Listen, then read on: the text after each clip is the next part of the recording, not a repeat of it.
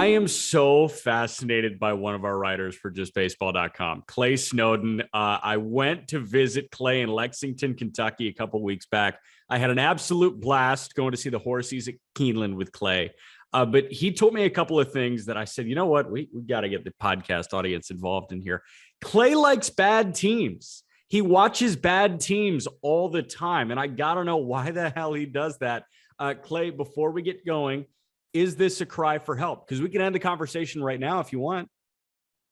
No, it's not a cry for help. But I don't know what it is. I guess I'll wait and see where the conversation takes us, because I got to be careful. I don't want people to think I'm a psychopath. Yeah, no, I understand. So you originally came on as, the Reds guy, right? You were previously with Locked On Reds. I mean, you've been a Reds fan your whole life. You grew up in Louisville, which has been the AAA affiliate of the Reds for quite some time now. You've been around them. The Reds are obviously the gold standard of bad baseball right now, even though I think the Washington Nationals are the gold standard of bad baseball at the moment. But all of a sudden, this expanded to I want to write an article about Paul Blackburn at the moment because he's the best pitcher on a team that has zero interest in competing. And we'll text and you'll send me the defensive alignment for Oakland playing Detroit that night. And you're like, I can't wait for this one. And I'm like, what are you doing? There's better games on right now. Or you know what? You can turn it off and go watch a movie. What makes you gravitate towards these teams that just have zero identity and zero will to compete right now? Yeah, watching the Reds my entire life really made me understand what bad baseball is. If anybody knows it, it's me. I think one of the things I'm most fascinated with is roster construction and prospects. And when I started playing fantasy baseball, I realized an edge in fantasy baseball is understanding who are the good players on the bad teams. Okay. And next thing you know, I'm watching the Arizona Diamondbacks at 1 a.m. local time because I've just got to see if, Pavin Smith gets that extra at bat or something. And it turned into me just being fascinated with the idea of where the teams are going, where they're headed to, who's going to be on the next good team for these bad teams. Now, granted, some teams you watch, not to, shit on the Pirates, but they may not have that. The players you're watching may never be on that competitive team. I don't think that's the case for this Pirates team. And next thing you know, I'm just fascinated with rebuilding teams. As you can see, I have my Rockies hat on. Yeah. I love the direction that they're going. Yeah. Believe it or not, I was just watching Kyle Freeland get two, he shut down in the 6th inning, got out of the jam, and they're still alive. But so just to clarify, I do watch almost every game every night. I have a setup that allows me to do that. So it's not like I'm sacrificing, the good Giants, Dodgers to watch Baltimore, Oakland. Right. That makes sense. I want to walk through your setup a little bit later on, but staying on the whole bad teams thing, I understand the intrigue there. And I understand the idea of which players were totally under the radar and not considered part of the future that are playing themselves into the future for this team, right? Like the Cubs at the end of last year when they dumped everybody, people looked at Frank Schwindel and Patrick Wisdom and Rafael Ortega as guys that did not factor into the future whatsoever that might have been playing themselves into opportunities for the future. Does that intrigue you? Or is it for the most part, you'll tune in once every 10 minutes to see Spencer Torkelson get an at-bat for Detroit? Oh, no, I watched the entire game, first pitch to last pitch. There is no just tuning in because that if you're going to be dedicated to bad baseball, here at Bad Baseball Banter, aka Just Baseball, you have to watch the whole game. But I'm usually not too intrigued with those types of players who are 30 years old and it's a flash in the pan. It's more of a I cannot stop watching Alec Thomas play. I just love watching him play. And there's other players, if they're young enough that they can factor in, Frank Schwindel's not going to be, I've seen enough of him in his career to know what he actually is. Great second half last season. Not exactly somebody who's going to play in, but it's also interesting because I love roster construction. When it comes to trade deadline, I have a really good grasp on exactly who's going to be available or who's playing well. And I feel like that gives me an edge when it comes to, what team should target. 100%. Who are your favorite guys to watch right now on the worst teams in baseball? And Arizona, are they still above 500 at the moment? No, they've lost 3 in a row to the Dodgers, I believe, including a doubleheader yesterday, the first scheduled doubleheader at Dodger Stadium since the 80s. I Believe it want or to say not. 90. Well, the first scheduled one since the 80s, the first double header that's happened in LA for the Yeah, Dodgers since 99. yeah. So they lost 3 there. I would not consider them a bad baseball team right now, but you name the team, I'll tell you the player. How about that? Okay. Who do you like watching on Kansas City, not named Bobby Witt Jr. right now? Well, there's not much in Kansas City. That's one team I don't watch a lot of, just because it's really tough. Now, last year I would have said Nicky Lopez. Man, I Yeah. love watching that guy hit. There's something aesthetically pleasing about the singles hitter, right? Oh, he doesn't have a expected WOBA, whatever. I don't Right. care, man. I just like to see a single every once in a while. Is it too much to ask for? No, listen, when you told me that you didn't watch the Royals that much, I was thinking this conversation might be over because we brought you on as the bad baseball guy, and here you are saying, "Yeah, I I don't watch watched that bad them. baseball team." I watch it. It's just there's not much intrigue in those players. A lot of them Yeah, are, the bad players are the ones, oh, could they be part of the future? The answer is just simply no. You have the top prospects, MJ Melendez and Bobby Witt, and then you have a huge drop off. And with all of their pitching kind of performing the way it has been, besides Daniel Lynch, who's been okay. yeah, you're I watching mean, enough to know that. yeah, Michael A. Taylor is fun to watch in the outfield. That's all I got Yeah, for you with Kansas City. Benintendi is playing himself into a good deadline deal, which has been Yeah. nice. And I like Um, him, but he's not exactly going to like draw my interest in terms of like, I've got to see where this guy's going because you kind of know what he is. right, right. Kansas or not Kansas City, Oakland. Who do you like watching in Oakland? I love Oakland. I just love watching them. How about Seth Brown? That could be a guy who could be a decent addition, first base / corner outfield, lefty bat off the bench for a contender. Why not, man? I think today he had a double. Last night he had the game-winning double.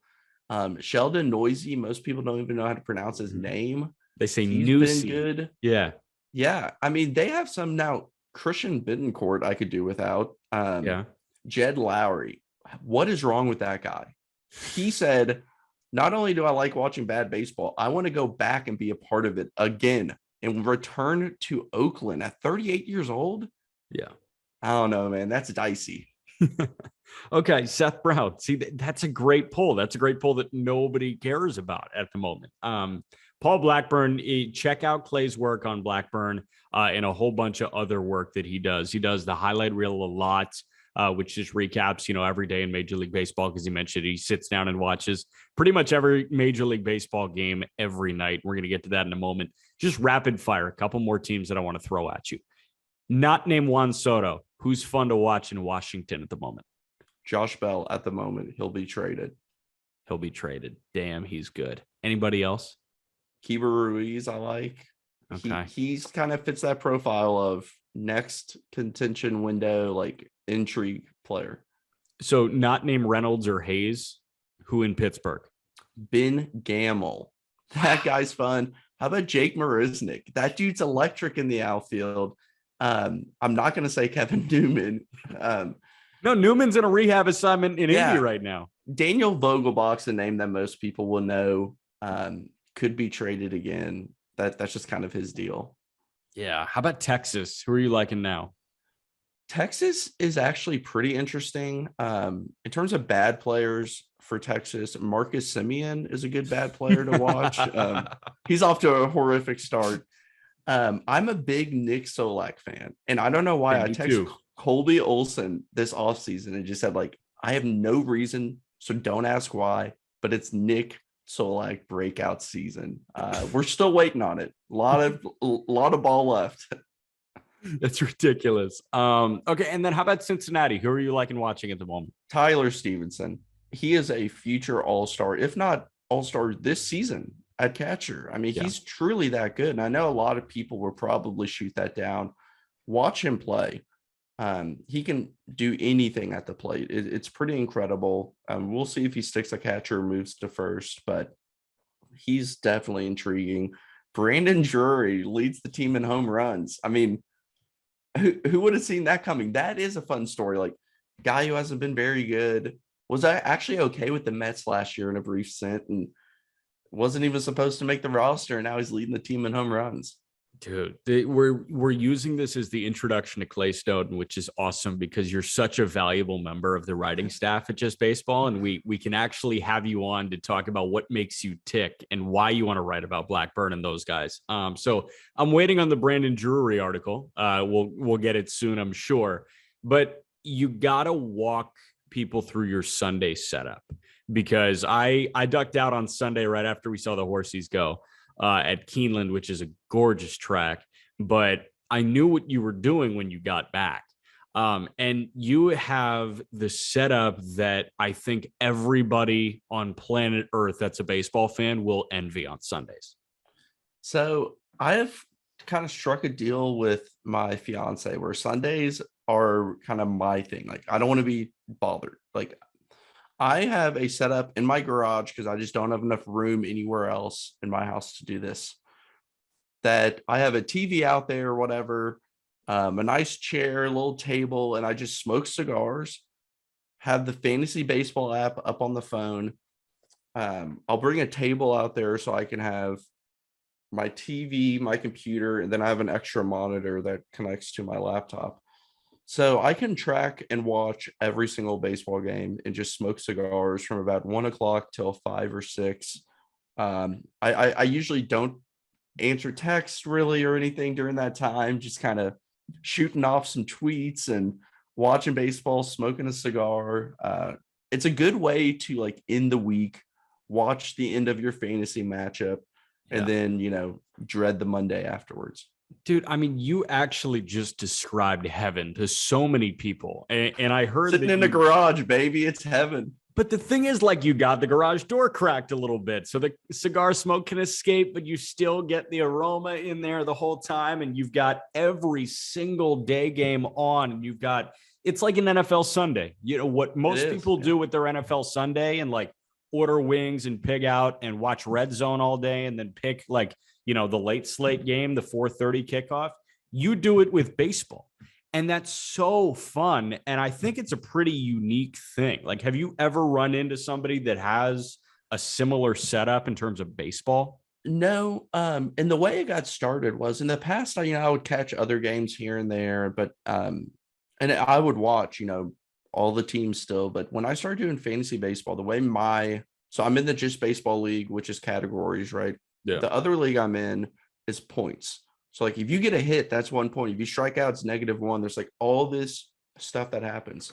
So the same way that fantasy football drives people to watch football on Sundays like crazy and watch the Cardinals play the 49ers that they aren't even a fan of either team. Yeah.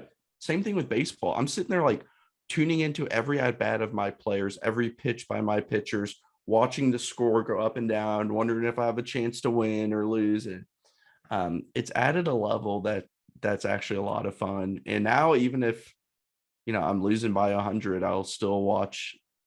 In the same way. Sundays are just my time to just zone in on baseball and catch up on some bad teams.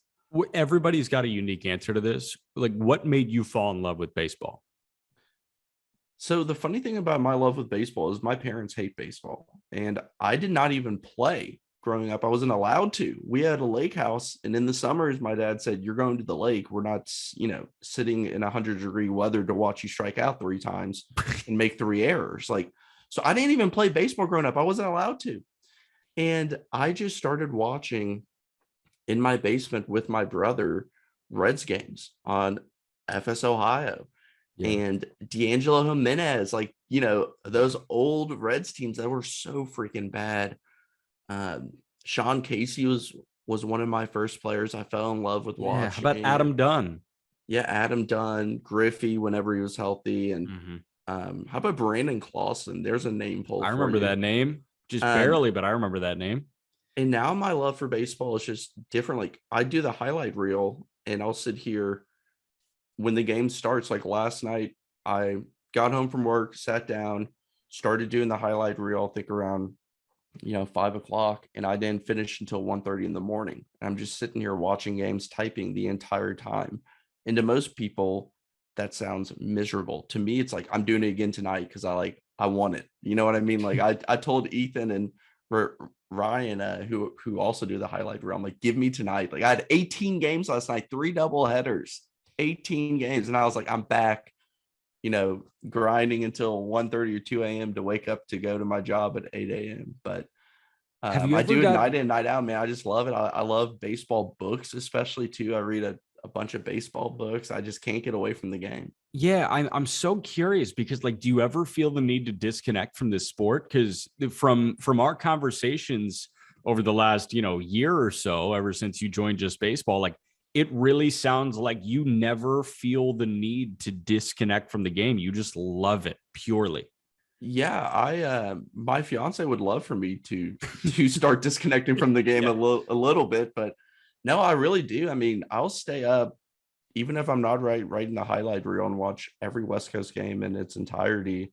I just love baseball, and I play the show, which I'm also not very good at, but That's fine. I do play the show. I just and then my free time in the off season, I'm reading baseball books. And it's just one of those things that for whatever reason, I love sports. Like I watch hockey, basketball, Yeah, you're a football. Celtics fan, you goon. Yeah, I thought we weren't going to get into that, but yeah, I watch these other sports, but I cannot turn on a random Penguins Panthers hockey game on a Thursday night. I'm Yeah. just not going to do that. But with baseball, it's like I don't know what it is. I'm just so drawn to it, and I don't burn out on it either. Like every single year, even before I was writing or doing anything in terms of like content creation, I just watch baseball, man. It's pretty simple. Man, Just Baseball. We grabbed the best of them. And if you ever have any Reds questions, if you ever have any bad baseball questions, Clay_Snow. Recently, Clay_Reds, but has since changed. Yeah. He's getting too big for one team Well, right now. I want to make a comment about that. I was Clay_Reds because when I started writing for Locked On, I made my own Twitter account, and I wanted it to be separate from my previous account. And I don't know why, of course, I just wanted it Yeah, to. no, there's no And issue there. I remember you all published a Oakland Athletics article, and it's like something about why the Oakland Athletics are overachieving by Clay Reds. And I was like, that looks so incredibly stupid. And just like, if I'm like an A's fan, I see that, I'm like, why would I read Clay Reds? So I fiddled with it, and nothing was available. Like Clay Snow, not even spelled correctly, is like the closest thing that I could get. There's so many Clays out there on Twitter, I guess. Yeah. But yeah, the new it's nice because no one can search my Twitter anymore, unless Yeah. you know Clay Reds. You can search that and go find a Paul Yanish highlight of him hitting an RBI single, which I tweet out often. That was hilarious. I mean, what it was at the tail end of the lockout, right? When you were just like, name a player and I'll tweet out a highlight. I was in a hotel for work on a Wednesday and just put out a Paul Yanish RBI single. Just here's some, a little Wednesday Paul Yanish for you. Yeah. Someone's like, hey man, like, how about Juan Mateo, whatever. Scratching their neck, like, hey, you got any more of that? So I Johnny just Cueto? tweeted like, hey, name a former Red and I'll drop a video, just because I had 2 or 3 hours to burn. And it had like 350 people reply with like every single Red you can ever imagine. And it took me probably like 3 weeks of just doing it whenever I had a couple hours, because I really love doing it, just like searching, and then you hear a name you've never heard before and you're like digging through baseball. So I was going like names I did not know are really hard ones.